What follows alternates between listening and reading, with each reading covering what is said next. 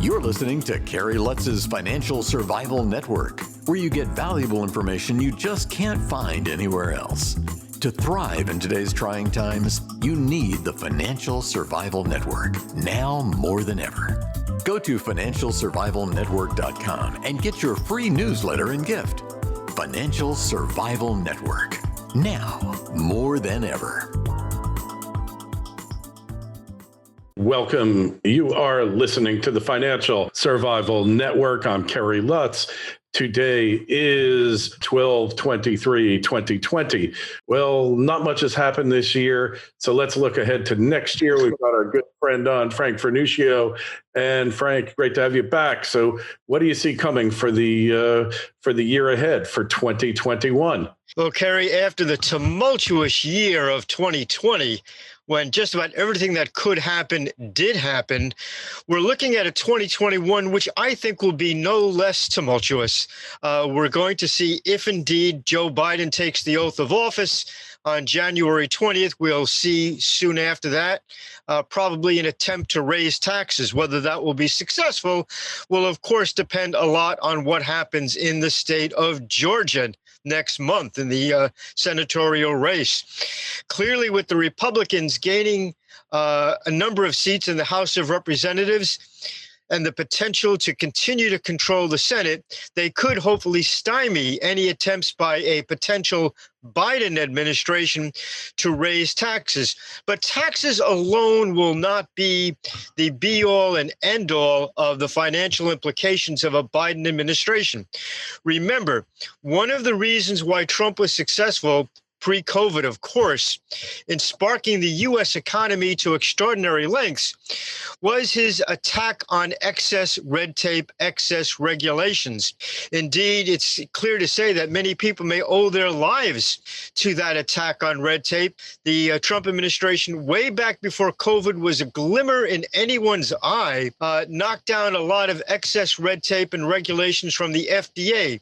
That allowed Operation Warp Speed to produce the vaccine, which is now coming to market a lot faster than anything in prior history. So that will be one fact that we'll look at, whether the Biden administration goes back to the pre-Trump milieu of excess red tape and regulations, which always acts as a drag on the economy. And of course, that's what the deep state wants, isn't it? Indeed. You know, when you have that type of regulation, everybody, companies large and small, inventors of vast degree or small, have to crawl to Washington to get permission to go ahead. And that, of course, is a major problem. In the high-tech sector, it's going to be interesting. The Obama administration famously assaulted the most advanced elements of the U.S. space program.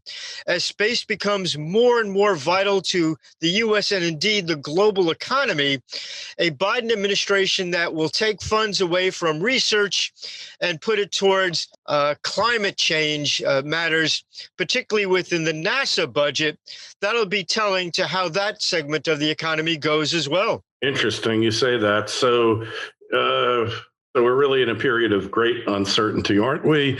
I mean, already Biden is walking back saying, nah, we're not going to let all those people come in from south of the border. We're going to can't afford to have 2 million people storm the United States. Is it possible he'll be backing off a bit? One can only hope. We look, for example, at the second stimulus bill that was just passed, still awaiting the president's signature as we go to press here. But apparently, there are parts of that bill that give more to illegal aliens than to American citizens, the way it's currently structured. That's going to be something to look at. No matter how liberal folks may be or how pro-Democrat they may be, I think that's going to be an issue that's going to stick in the craw of just about every American, except the deepest of the deep state folk. Yeah, that's pretty outrageous, isn't it? The average American gets $600, and if you have a household with illegal aliens, you get $1,800. Is anyone putting up with that? It's absolutely astounding. And we are seeing in cases in states like California where illegal aliens are being encouraged one way or the other to vote.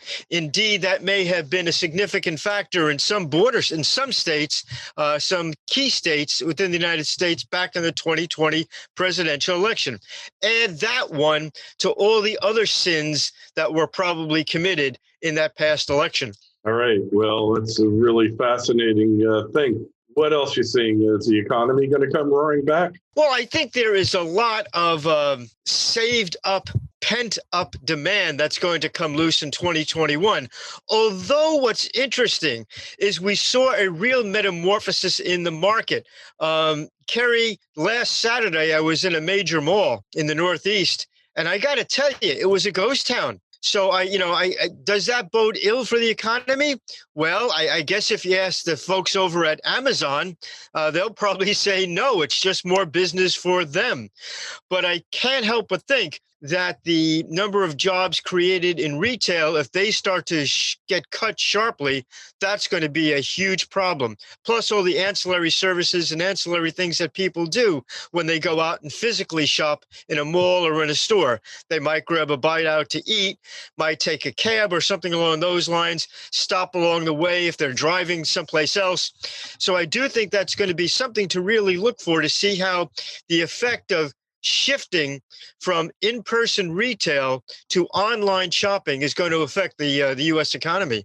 And so, there's various places in the country that are ghost towns, aren't there? And really, what is Biden's cure? It's basically to lock down the country more. I helped an association that deals with small businesses in New York City. And I can tell you that the level of fury is absolutely at a fevered pitch.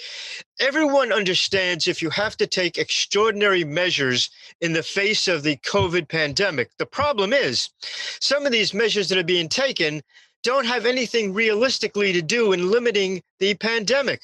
For example, the assault by New York City Mayor de Blasio and New York State Governor Cuomo on restaurants in New York doesn't seem to have much scientific backing. We're seeing that there's not much spread of COVID in restaurants, indoor or outdoor. So that's going to be a real problem. And of course, restaurants are labor heavy. You've got waiters and waitresses, you've got dishwashers and cooks, people who clean up, people who deliver, all that sort of thing. So this assault on restaurants in places like New York and California is going to have major implications. What's curious is whether those famously Democrat cities will continue to vote for people like Mayor de Blasio or Governor Cuomo or Governor Newsom of California in the face of these really rather excessive put-downs of business. Yeah, that's a good question. And Killer Cuomo, he's already got 13,000 lives on his hands by shipping infected people into nursing homes and all of that, which we all know about here. But what do you think is going to be the upshot of this? Does anybody care anymore? Don't just survive, thrive. The Financial Survival Network. Today's show is brought to you by GR Silver Mining, ticker symbol TSX, GRSL, OTC, GRSLF, and their website at grsilvermining.com. The company is extremely well capitalized, currently has a resource of 40 million ounces of silver, and is looking to triple that number in just the next year alone. Its management team is first rate, headed up by Marcio Fonseca, a geologist with vast experience in mining operations and the financial sector as well. With all this going for it, and with silver trading over $25 the ounce, there's no telling how high GR Silver Mining will go. So go to grsilvermining.com to stay up to date on the latest developments and get on their notification list today. This is the Financial Survival Network, the information you need to thrive now more than ever. Well, here's the second part of that, by the way. The Governor Cuomo has decreed that if you go out of New York State to anything other than one of our contiguous states, that you have to get a COVID test as a result, people who have been traveling have been standing online outside in the elements for hours waiting for a COVID test. Remember, if you're talking about a major metropolitan area like New York City, it's not like a suburb where you drive in your private car and you wait in your car for that COVID test. You are waiting out on the sidewalk to get into, a city MD or some other medical facility where you'll be tested. You're standing cheek by jowl with people who are maybe there to get tested because they have symptoms of COVID. So what you're going to see from all that is perhaps another group of people needlessly infected as a result of Governor Cuomo's missteps. Hey, and when Cuomo does something, when he screws up, he does it in rare fashion. You can go back to his tenure as Secretary of the HUD, Housing and Urban Development. He was one of the architects of the mortgage meltdown and the subprime crisis. Correct. And he hasn't gotten any better. New York, under his leadership, is a basket case. And granted, we could, even if we didn't blame the response to COVID, and nobody could have foreseen it, blah, blah, blah. Even before that, the city and the state were going down the tubes. This just hastened its rapid ascent. Kerry, I just finished an article, it'll be out in print in the near future, called The Era of No Consequences. And it is one thing for government officials to make horrendous mistakes. What is remarkable in the era when the media is pretty solidly in the tank for left-wing Democrats, there doesn't seem to be any actual consequence of the horrendous missteps that people like Mayor de Blasio or Governor Cuomo make. Look, can you truly imagine in any other era, at any other time, a government official, an elected official who have made a mistake as horrendous as Andrew Cuomo did, which resulted in thousands upon thousands of deaths, and apparently not paying any consequence to it whatsoever? The press has essentially covered it up. The media doesn't want to touch the issue for the most part. If he runs for re-election, I suspect he will probably win. And of course, he's now being considered as Attorney General of the state of the United States of America under a Biden administration. And he is about the worst human being imaginable for that job or for any other job. I used to think he was just a arrogant SOB.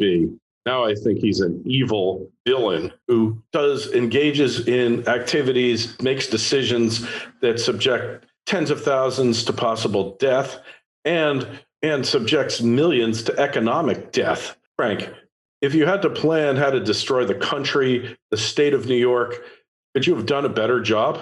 Yeah, it's a great question. The answer is absolutely not. Indeed, when you look at the combined effects of New York City's Mayor de Blasio and New York State Governor Cuomo, it's almost as though they were intentionally trying to eliminate the economy. Numbers just came out, by the way. New York State now leads the entire United States in population withdrawal. And the numbers are actually worse than they seem, because the people who are leaving are the producers, the people who produce jobs or the people who produce tax revenue. If you took and considered the people who are coming into the state, for the most part, are people who are tax consumers, people who are needy, people who are going to require social services, the numbers are even more drastic than they appear. It's a race to the bottom in places like New York and California. So true, Frank. So true. And look, in California, at least they have a recall procedure. And it looks like Gavin Newsom is well on his way out the door. They've already gotten over 1 million signatures. I think they need 1.4, 1.6. Doesn't matter. They're going to get them. That guy will be gone just like Gray Davis was. And hey, maybe they'll be doing the same thing with the mayor of San Francisco and the mayor of Los Angeles before long. And in the eastern states, we don't have the recall mechanism, and you're kind of stuck with the idiot until the election. And as we see, voter integrity just ain't what it used to be, Frank. No, and of course, that's the untold crisis that will continue from 2020.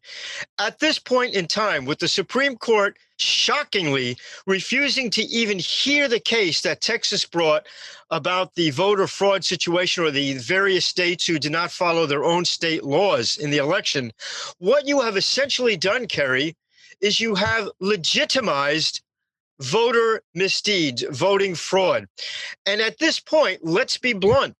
If you are a campaign advisor or a campaign manager, you are almost negligent if you don't advise your client to cheat in the election. It's going to become an arms race. Who can cheat the most?